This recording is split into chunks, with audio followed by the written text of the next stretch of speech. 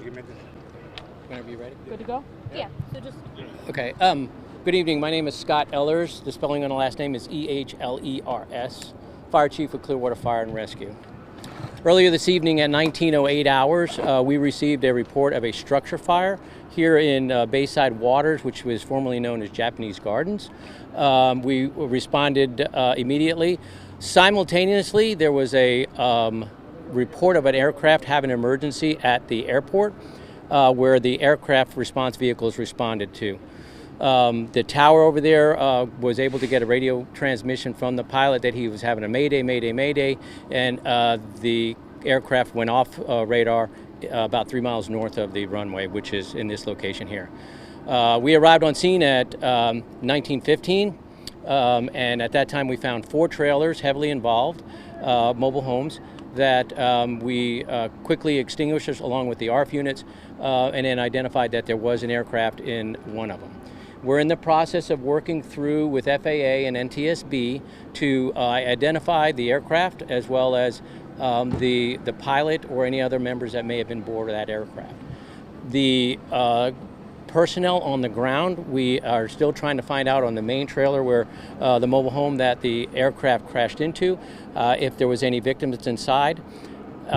All the other mobile homes were cleared, and there was no victims in any of those. They were able to get out of their mobile homes, and they were not transported to any hospitals. We do have one injury that I think is secondary to the entire incident, a person that was refused, but other than that, there was no other injuries. How many people died in this that you know of? We don't have any. We don't have any count yet. Again, obviously, there is a fatality, most likely on a high-impact crash like this. We have not got to that yet.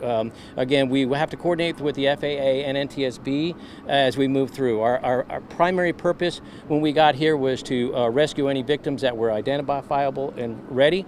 In regards to the fire as well, putting them out. But then also now we have to secure the scene and start looking at any indications of what occurred here. Was it just the pilot on board, or were there other passengers? We do not know that. We have to still find out more in regards to where it came from, what the intent was. Now, we do know that they were in contact with Tampa Approach and that they were having some issues. That's about all that we know is at the time. Chief, in terms of that they were trying to land at Clearwater Airport? I don't have that information. Chief, in terms of what happened here on the ground and the home that took the most impact, have you just not been able to make contact with the people who live there, or are you still in an effort to search and find who might have been inside? That's correct. Our biggest thing right now is still to try and find out if we have any other victims. The biggest part of that, as you could probably understand, a mobile home doesn't withstand much in the first place, so an aircraft crashing into it, it pretty much demolished that mobile home, and then the ensuing fire consumed most of the rest. So now it's a tedious task of trying to get through and find that. We are still in the process of that main portion. There's still some hot spots that we have to try and get to. The problem is we don't want to ruin the investigation aspect of it. So NTSB and FAA are on their way. Clearwater Police and the Sheriff are already here, and at some point we'll shift over to helping them and assisting them in finding that out. Do you know how many total people were in the other trailers that may have gotten out of their homes, or that your crew may have assisted in getting out? I can get you that number. I don't have that exact number, but there were the other mobile homes that were affected because of the fire. They did have residents in them. They were able to get out, and we accounted for everybody there. Chief, we know that people said that it was so hot on the approach when they were trying to go up and even help. Can you describe the scene when you got there and how long it took to get those flames at least down a little bit? Yeah, the good thing about what happened here, proud of the response by Clearwater Fire Rescue, Largo Fire Rescue, St. Pete Fire Rescue, but also Clearwater Airport aircraft response units. When they, again, as I said in the beginning, they were simultaneously dispatched, as we were getting the structure fire, they were simultaneously dispatched to a aircraft in trouble for their runway from their tower. Their tower was able to let them know very quickly that the aircraft had gone down, went off radar, and it went down north of the airport.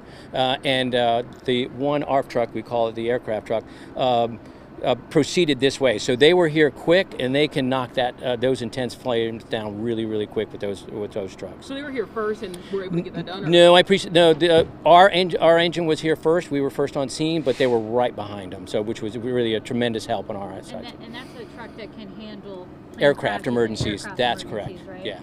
You're talking about jet fuel. You're talking about some other elements here. So yeah, so it's not again, we not sure what type of aircraft. We don't have a tail number yet or anything like that, but it most likely a small aircraft, and that usually uses avgas. But burns very hot, very flammable component. Yeah. So. Single engine, one engine? Yeah, we believe it's a single engine from what we can see, yes. When you're approaching a scene like this, knowing that there's been a plane crash and all of the homes are in such close proximity to one another, are you surprised to see that so many people were able to make it out of those homes that were impacted safely? Did you expect to see more injuries on the scene? I was expecting more injuries. But honestly, I was expecting more damage because, again, as you said, with an aircraft, it doesn't matter if small, larger, whatever the case may be. With a compact area like this, they usually will leave a trail. This does not indicate that at all. So we were very fortunate, but we still have the tedious work of trying to find out if there are any fatalities, which we believe the only aircraft there is. So. And being so close to PIE, in your experience, how many small engine plane crashes have you responded to in this area? We've had a few, both over at our Clearwater Airport, but also working with the other units around here to St. Pete Clearwater Airport. But this is probably the first one in a good 8-9 years. After searching for potential victims, what's next? So really the big thing now is to get NTSB and FAA hooked up with the detectives from the police department and then start sifting through and finding out what really occurred on this. And that's really going to be the FAA and NTSB call, where we'll step back and provide a support role to continue to support them. But that's really the lead agencies on that. Have neighbors given you any indication of who lived in the home with the most impact, a family, a single person? So they're working on it. They're working on, the police department is working on all that information to try and find out how many, if anybody, was in that mobile home. Thank you. Thank you. Thank you so much.